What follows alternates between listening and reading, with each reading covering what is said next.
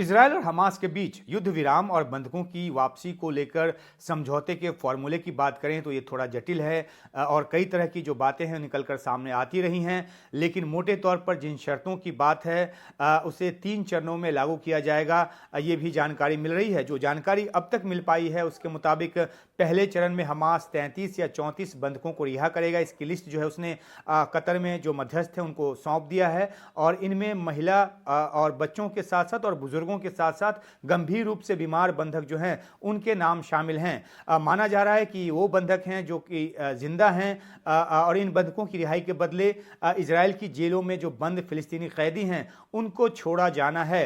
एक इजरायली बंधक के बदले कितने फिलिस्तीनी कैदी छोड़े जाएंगे, ये इस बात पर निर्भर करेगा कि जो रिहा बंधक हैं वो जिंदा हैं या फिर उनके शव को सौंपा जा रहा है, उनके शव को वापस किया जा रहा है।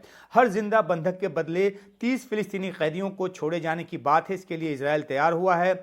हर महिला और जो बच्चा बंधक है उसके बदले इजराइल जो है 30 महिला और जो बच्चे फिलिस्तीनी कैदी हैं उनको छोड़ेगा, ये जानकारी भी निकलकर सामने आई है। और 50 साल से अधिक उम्र के हर बंधक के बदले 50 साल से अधिक उम्र के 30 फिलिस्तीनी कैदियों को छोड़ा जाएगा, ये भी इस समझौते की शर्त में शुमार है, ऐसा बताया जा रहा है।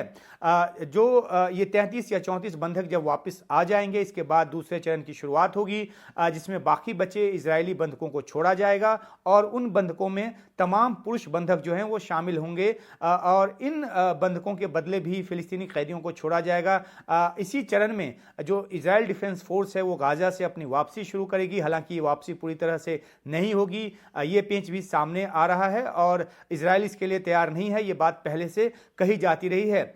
तीसरे चरण की बात करें तो हमास उन बंधकों के शवों को सौंपेगा जो कैप्टिविटी में रहते अपनी जान गंवा चुके हैं और इसी चरण में गाजा में पुनर्निर्माण का जो काम है वो शुरू होगा और सीमाओं को खोला जाएगा। तो ये मोटे तौर पर बात निकलकर सामने आ रही है। युद्ध विराम और बंधकों की रिहाई के समझौते में कई बड़े पेंच, कई बड़े अड़ंगे भी सामने आए हैं और एक जो बड़ा पेंच है वो फिलाडेल्फिया कॉरिडोर को लेकर है जो कि गाजा और इजिप्ट के बीच की सीमा है। उस पर इजराइल का कब्जा रहे या नहीं रहे इसको लेकर भारी विवाद रहा है। इजराइल नहीं छोड़ना चाहता इस कॉरिडोर को क्योंकि उसको लगता है कि इससे हमास को मदद मिलेगी। साथ ही साथ गाजा और इजराइल के बीच सुरक्षा के घेरे का आकार क्या हो इस बात को लेकर विवाद रहा है। इजराइल गाजा से पूरी तरह से सैनिकों की वापसी के खिलाफ रहा है। हालांकि उसने 15 महीने में गाजा में जो सैन्य ऑपरेशन चलाया उसमें कई बड़े जो सैन्य मकसद हैं वो हासिल कर चुका है। वो हमास प्रमुख याहिया सिनवार तक को वो मार चुका है। लेकिन उसकी दलील है कि अगर इजरायली सैनिक जो हैं उनकी पूर्ण वापसी हुई तो हमास फिर से उठ खड़ा होगा, पुनर्संगठित कर लेगा अपने आप को।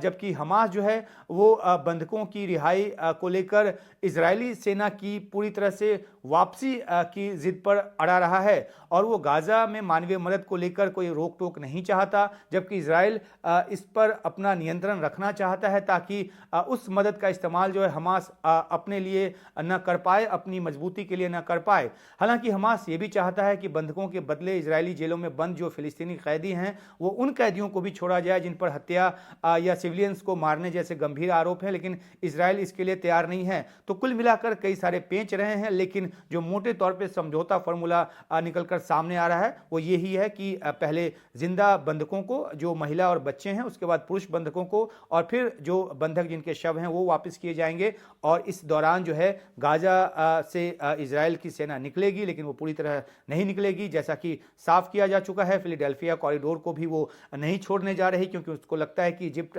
की तरफ से हमास जो है उसको सुरंगों के जरिए फिर से हथियार मिल सकते हैं। तो इन सब पेंचों के बीच जो है इस तरह के समझौते की बात आ रही है जो 15 महीने से चल रहे युद्ध को खत्म करने की दिशा में एक अहम कदम के तौर पर देखा जा रहा है।